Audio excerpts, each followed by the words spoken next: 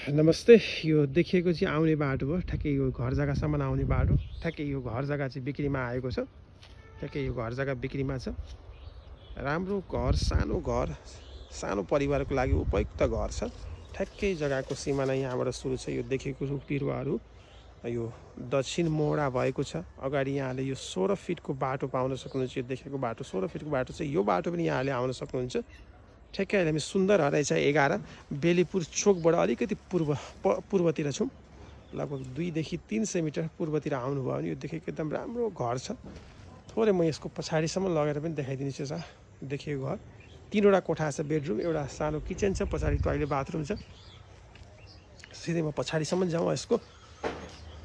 यो देखिएको ठ्याक्कै यो एउटा किचन भयो। यता बेडरुम छ, यता पनि बेडरुम, यता पनि बेडरुम। यो पछाडिपट्टिको भाग भयो, यो टोयलेट बाथरुम छ।